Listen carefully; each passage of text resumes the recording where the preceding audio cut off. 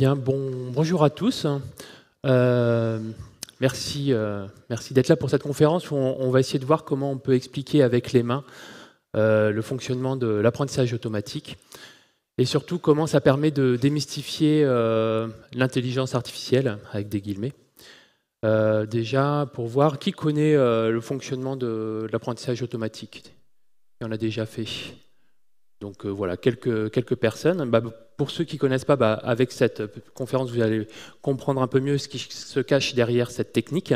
Et pour ceux qui connaissent, vous allez voir un moyen simple de l'expliquer autour de vous. Donc, je me présente, je m'appelle Nicolas de Coster et je travaille chez Magelium à Toulouse, où j'ai une double casquette développeur scientifique. Et à côté de ça, je suis aussi animateur à la Compagnie du Code, où entre autres, j'ai des actions de médiation et de vulgarisation. Pour démarrer, je vais reparler d'AlphaGo. Donc, je ne sais pas si vous vous souvenez d'AlphaGo, mais c'est un algorithme qui a été développé par DeepMind, la division intelligence artificielle de Google. Et en 2016, AlphaGo a battu l'un des meilleurs joueurs de Go, le sud-coréen Lee Sedol. Alors, c'était un événement important, c'était une réelle prouesse d'ingénierie. Et du coup, la presse en a beaucoup parlé à cette époque-là. Mais parfois, en entretenant les fantasmes qu'il y a toujours autour de l'intelligence artificielle, avec le mythe de la machine qui serait plus intelligente que l'homme, qui deviendrait plus intelligente que l'homme. Et souvent, ces titres racoleurs sont accompagnés d'images dignes des meilleurs films de SF et qui entretiennent un imaginaire qui est souvent déconnecté de la réalité. Et donc, avec cette conférence, on va essayer de redescendre sur Terre et de démystifier un peu tout ça. Et en fait, au final, ce qui est utilisé actuellement en intelligence artificielle, ça reste relativement basique et limité. Et le cerveau humain présente des capacités infiniment plus sophistiquées que l'intelligence artificielle. Au final, le cerveau humain, enfin l'homme réfléchit, et l'intelligence artificielle de maintenant, c'est juste une grosse calculatrice. Donc c'est ce qu'on va essayer de voir ici. Et donc pour ça, on va essayer d'expliquer avec les mains un justement de ces mécanismes basiques, mais qui est quand même utilisé dans AlphaGo. Et il s'agit de l'apprentissage par renforcement. Alors pour expliquer ce mécanisme, en fait, on va mettre en place un petit dispositif qui va apprendre à gagner à un jeu. Alors, on va prendre un jeu beaucoup plus simple que le Go. Et il s'agit du jeu de Nîmes. Alors, c'est un jeu, il y a vraiment beaucoup de variantes. Alors, pour ceux qui connaissent, le jeu des bâtonnets de Fort Boyard, c'est une variante du jeu de Nîmes. Donc, moi, je vais vous présenter la variante que je vais utiliser pour le dispositif. Donc là, je vais passer sur la caméra. Et donc, voilà, le jeu de Nîmes, ça se joue avec des allumettes. Donc moi, dans ma version, il y a 6 allumettes. Il y a 2 joueurs qui vont jouer chacun leur tour. Chacun leur tour, ils vont prendre 1 ou 2 allumettes. Donc là, le premier joueur, il prend une allumette. Le deuxième, il en prend 2. Le premier, il en prend 1. Et le dernier, il prend les 2 dernières. Et celui qui prend la dernière a gagné. Donc là, c'est lui qui a gagné la partie. Donc voilà ce jeu qui est très simple. Et comment on peut faire un dispositif qui va apprendre à gagner à ce jeu ?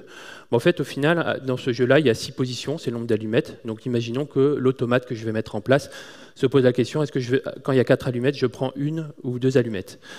Donc pour faire ça, un moyen, c'est de faire des tirages au sort. Et un tirage au sort, on peut le faire avec des billes de couleur. Et donc je vais mettre des billes blanches pour le choix 1 allumette et des billes rouges pour le choix 2 allumettes. Donc je mets ça dans un petit pot pour faire des tirages au sort. Et donc quand il est dans cette situation-là, l'automate, il se pose la question, est-ce que j'en prends 1 ou 2? On fait un tirage au sort. S'il tire une blanche, il prend 1 allumette. Et s'il tire une rouge, là, il va prendre 2 allumettes. Donc voilà, là, j'ai fait un petit mécanisme pour choisir à chaque position. Enfin là, pour la position où il y a 4 allumettes. Il faut faire la même chose pour quand il y en a 5. Et quand il y en a 6. Et puis aussi pour les autres positions, 3, 2. Et quand il n'y en a qu'une d'allumette sur le plateau de jeu, au final, là, le choix, il n'y a pas vraiment de choix. Il faut prendre la seule possibilité, la seule action, c'est de prendre une allumette. Donc j'ai fait un pot avec que des billes blanches. Donc voilà, là, j'ai mis en place un petit mécanisme automatique pour jouer à ce jeu. Mais pour l'instant, cet automate, il sait jouer, mais c'est complètement aléatoire. Il n'est pas encore capable de gagner. Donc comment faire un dispositif qui peut apprendre? Donc pour cela, je vais dérouler une première partie et puis je vous montrerai après comment il peut apprendre. Donc là, je vais faire jouer l'automate face à un humain, je vais faire les deux rôles et je vais dérouler la partie. Imaginons que c'est l'humain qui commence et il prend une allumette. Donc là, l'automate, il y a 5 allumettes, il se pose la question, il va prendre dans le pot 5, il va voir combien d'allumettes il va prendre, donc je tire au hasard. Et donc là, j'ai tiré une boule rouge, donc l'automate prend 2 allumettes. Là, c'est à l'humain de jouer, disons que l'humain prend une allumette. Et là, pour l'automate, il va faire le choix pour quand il y a 2 allumettes, donc c'est dans ce pot-ci.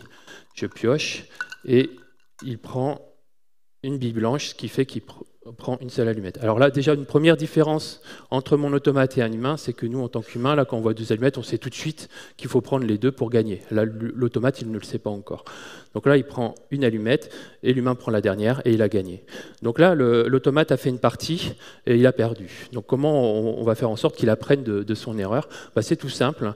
Vous avez vu que j'ai mis les billes ici pour se souvenir des choix qu'il a fait. Et ben, je vais enlever les billes en question. Et comme ça, la prochaine fois qu'il tombera sur la situation 2 allumettes, eh ben là, il a diminué les risques de prendre une seule allumette. Et là, il n'a plus qu'une chance sur 3 d'en prendre une.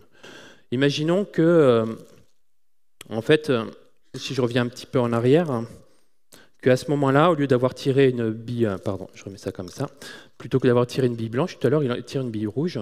Donc, ce cas-là, il aurait pris les deux allumettes et non la dernière. Donc là, il a gagné.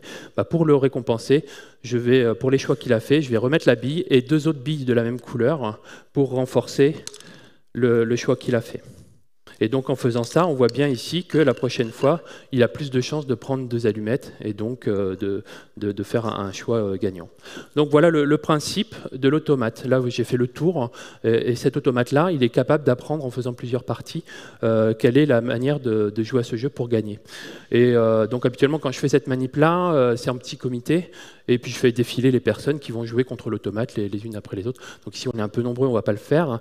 Donc je vais faire autrement, je vais faire quelques parties, mais en utilisant une technique qui est pas mal utilisée en intelligence artificielle et dans AlphaGo en particulier, c'est de faire jouer la machine contre elle-même. Donc là, elle va faire les 2 joueurs. Quand ça va être le premier joueur, je vais mettre les billes de ce côté-ci. Pour le deuxième joueur, je vais mettre les billes de l'autre côté, ici, là. Et je vais faire quelques parties comme ça. Donc c'est parti. Donc voilà, je reviens à l'état de départ. Donc, imaginons que... Donc là, je vais faire le premier joueur, je tire au hasard, je prends une bille rouge. Ah, zut. Voilà, donc le premier joueur prend 2 allumettes. Le deuxième joueur tire une bille blanche. Donc là, c'est une allumette. Le premier joueur est dans le pot A3, pour la position A3, il tire une bille rouge. Il ne reste plus qu'une seule allumette. Là, il n'y a pas vraiment de choix à faire, mais je sors la bille pour bien montrer qu'il y a eu des actions derrière. Donc voilà, on est dans une situation où il y a les 2 joueurs qui ont joué. Il y en a un qui a perdu, un qui a gagné. Celui-là a perdu, donc pour le pénaliser, j'enlève les 2 billes qu'il avait jouées. Et l'autre qui est ici, comme il a gagné, je renforce ses choix en remettant des billes de la même couleur. Voilà, je vais faire une deuxième partie. Donc, le premier joueur pioche une bille blanche, il prend une allumette.